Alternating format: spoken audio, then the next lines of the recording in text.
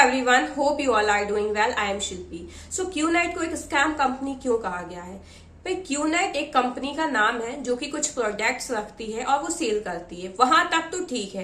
But इसमें जो business नाम का कीड़ा इन्वॉल्व होता है ना, स्कैम वहीं से शुरू हो जाता है। क्योंकि जब आप इसका कोई प्रोडक्ट खरीद रहे होते हो तब आपको यही नहीं पता होता कि आप किस कंपनी से ये प्रोडक्ट खरीद रहे हो। यहाँ पे जो ये अप्लायंस की बात होती है, अप्लायंस क्या होते हैं? जो कि आपको चीजें प्लान दिखाते हैं, आपको बताते हैं कि क्या है क्या नहीं है, और उनके ऊपर भी बहुत सारे अप्लायंस रहते हैं। मतलब एक ही चेन चली आ रही होती है ऊपर से, और जो डाउनलाइन होता है उसको एक प्लान दिखाया जाता है। उस प्लान में आपको कभी ये नहीं बताया जाएगा कि आपकी कंपनी का नेम क्या है और आपको वर्क प्रोसेस क्या करनी है।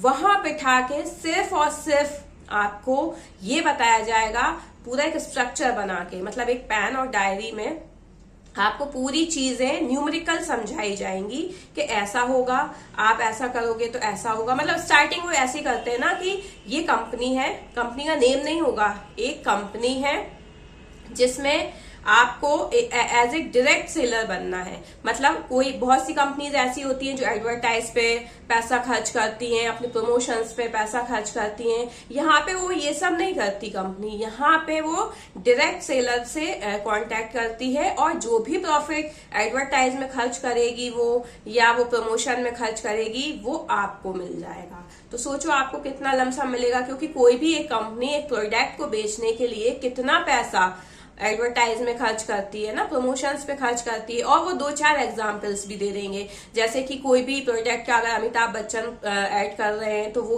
कितना चार्ज करते हैं, करीना कपूर कर रही है तो वो कितना चार्ज कर रहे हैं। तो इतना चार्ज कंपनी उनको ना देते हुए वो आप लोगों में डिस्ट्रीब्यूट कर देती है। तो यहां से इनका समझाने का प्रोसेस शुरू होता है।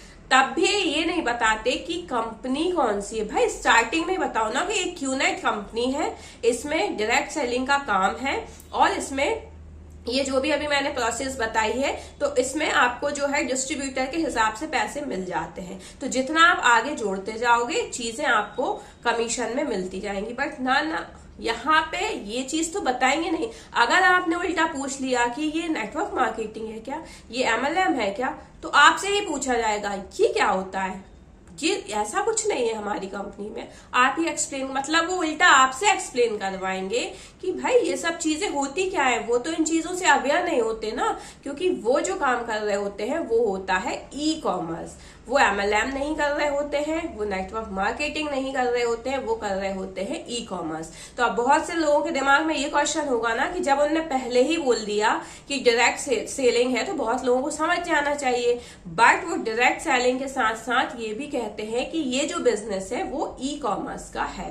और ई कॉमर्स का तो आप मतलब समझते ही होंगे ना कि जैसे भाई कोई भी प्रोडक्ट है, कोई भी कंपनी का प्रोडक्ट है जो कि एफिलिएटेड मार्केटिंग भी रहती है, या कोई भी प्रोडक्ट का लिंक आप खुद से जनरेट करते हो, और वो लिंक आप अपने फैमिली ग्रुप में, फ्रेंड ग्रुप में शेयर करते हो, और उसी लिंक से अगर पर्टिकुलर कोई प्रोडक्ट खरीदता है तो जो भी उस प्रोडक्ट का पर्टिकुलर कमीशन रहता है वो आपको मिलता है। यही होता है ना एफिलिएटेड मार्केटिंग में। और अगर हम बात करें ई कॉमर्स की, तो ई कॉमर्स भी भाई यही है कि जो प्लेटफॉर्म पे ऑनलाइन चीजें बिकती हैं उनको ही हम ई कॉमर्स कहते हैं। लेकिन यहाँ पे इस चीज का पूरा सेंस बदल दिया जाता है। स्टार्टिंग में आपको सिर्फ यही 2-4 बातें कही जाएंगी कि ये ई कॉमर्स है, डायरेक्ट सेलिंग है, आपको कुछ नहीं करना है। तो जब सबसे पहले क्वेश्चन दिमाग में आता है ना, मतलब आता भी होगा, उनके पास तो हर क्वेश्चन के आंसर है। मतलब आप पूछने से पहले वो आपको इतना फेथ दिला देंगे, और हमेशा एक बात वो जरूर कहेंगे, मैं हूं ना। पता नहीं ये मूवी इतनी बार देख ली होगी ना इन लोगों ने, मैं हूं ना। कहीं भी आप कहीं भी स्टक होगे, कुछ भी चीजें पूछोगे, मैं हूं ना।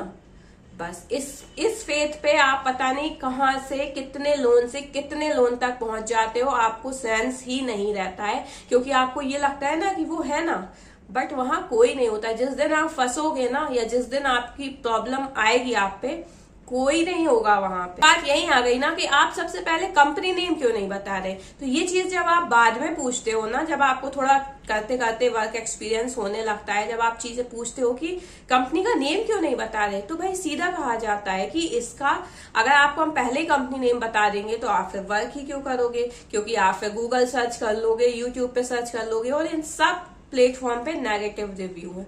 आप थोड़ा सा दिमाग लगा के यहीं रुक के सोचो, ये पॉसिबल है? गूगल पे, यूट्यूब पे अगर नेगेटिव चीजें हैं तो पॉजिटिव चीजें भी तो हैं, अगर वो सच में पॉजिटिव है तो। अगर वो सीरियस में ही नेगेटिव है, लोग अगर सच में फ्रॉड ही कर रहे हैं, तो भाई जो कर रहे हैं वही लोग अपना एक्सपीरियंस डालेंगे ना कि उनके साथ कितना कितना फ्रॉड हो रहा है। तो इसको आप कैसे कह सकते हो कि ये नेगेटिव चीजें रहती हैं, आप उन चीजों को देख लोगे, फिर आप इंटरेस्टेड नहीं रहोगे और फिर आप बिजनेस नहीं करोगे। बिजनेस नहीं करोगे तो आप वो ड्रीम्स पूरे नहीं कर पाओगे, जो सिर्फ एक ड्रीम्स ही बने रह जाएंगे। वो ड्रीम्स कभी पूरे नहीं होते हैं, वो बस एक कागज पर ही लिखे रहते हैं, वो फिर ऐसे पूरे नहीं होते हैं। इसलिए कि हमें नेट क्यों दिया गया है कि भाई कोई भी चीज है जिसकी भी हमें इंफॉर्मेशन चाहिए, हम चीजें सर्च आउट करें ना। ऐसी तो बहुत सी चीजें, सबके बारे में कुछ ना कुछ नेगेटिव पॉइंट्स भी हैं तो पॉजिटिव पॉइंट्स भी है। ऐसा थोड़ी है कि नेगेटिव ही नेगेटिव भरे हैं और हम देखना भी जरूरी नहीं समझते सिर्फ दूसरे के कहने पे कि नहीं यार वो तो बहुत नेगेटिव चीजें हैं उस पे। कैसे, मतलब ये चीजें आज के टाइम में कैसे मानने की है? ये कोई पॉइंट ही नहीं है कि आप ये चीज मान लेते हो। अच्छा, सेकंड पॉइंट आता है कि ये नहीं बताते कि इस बिजनेस में जब आप दूसरे बंदे को लेके आओगे, उसका ऐड होने का जो कमीशन होगा वो आपको मिलेगा, वही आपकी इनकम है। ये चीज ये लोग कभी क्लियर नहीं करते। आप बार बार पूछोगे ना ये नेटवर्क मार्केटिंग है, बार बार आपको ये जवाब आएगा नहीं, ये नेटवर्क मार्केटिंग नहीं है, ये अलग प्रोसेस से काम करती है। आप अभी हमारे साथ काम करना शुरू करा है, अभी आप धीरे धीरे चीजों को समझो समझो समझो करते करते ये 6-7 महीने तो ऐसे ही निकाल देते हैं। तो इंसान भी घूमा रहता है, उसको भी चीजें क्लियर ही नहीं हो पाती कि एक्चुअल में चीजें है क्या। वो भी बस यही सोचता रहता है कि अच्छा ठीक है प्रोसेस में चल रहे हैं, चलो ये भी समझ लेते हैं, ये भी समझ लेते हैं। ऐसे करते करते कई महीने वो निकाल देता है और जब उसकी आंखें खुलती है ना कि अल्टीमेट है तो यही कि जोड़ना ही है, तब उसे बहुत स्टक होता है वो लाइफ में कि यार ये क्या कर लिया। तो इसलिए इसको स्कैम कहा गया है। अगर ये पहले ही ये क्लियर कर देना कि कंपनी नेम क्यूनेट है और इसमें जोड़ने का काम है, हाँ ये MLM कंपनी है, तो ये स्कैम नहीं होगा। फिर जिसको इंटरेस्ट होगा भाई वो करेगा, जिसको ये लगेगा कि ठीक है मैं कर सकता हूँ या मैं कर सकती हूँ तो वो डेफिनेटली करेगा, क्योंकि सबका अपना अपना इंटरेस्ट है। लेकिन यही चीजें नहीं बताना ये सबसे बड़ा स्कैम है। और अगर आप इसमें फंसने जा रहे हो तो पहले रुक के चीजें सर्च कर लो, चीजें पता कर लो, उसके बाद ही करना। क्योंकि ड्रीम्स लिखने में टाइम नहीं लगता, बस एक पेज चाहिए उसके लिए और एक पेन चाहिए। और जो आपके दिमाग में चल रहा होगा ना इतने टाइम से, मुझे अपनी लाइफ में ये करना है, ये करना है, ये करना है, मुश्किल से 10 मिनट लगेंगे वो लिखने में और आप लिख दोगे। लेकिन जब आप इन्हें पूरा करने बैठोगे ना, तो एक ड्रीम में भी अगर आपके बहुत बड़े बड़े हैं, मतलब बहुत लोगों के बहुत छोटे भी होते हैं, ऐसा नहीं है, लेकिन अगर आपके बहुत ही ज्यादा हाई फाई है ना तो फिर उन्हें ना सालों भी लग जाएंगे। इस बिजनेस से उम्मीद मत रखना आपकी बस आपको ये लगे कि मैं बस इसमें इन्वॉल्व हूंगा और 1 साल के अंदर मेरे ये सारे ड्रीम्स पूरे हो जाएंगे। सो प्लीज ये स्कैम ना आप अपने आप से मत करना। सो उम्मीद करती हूँ आपको ये कुछ पॉइंट समझ में आए होंगे। अगर चीजें समझ में आए तो प्लीज शेयर जरूर करें, क्योंकि हो सकता है किसी को इन पॉइंट्स की जरूरत हो समझने की, तो वो कुछ पॉइंट्स समझ पाए। Thank you.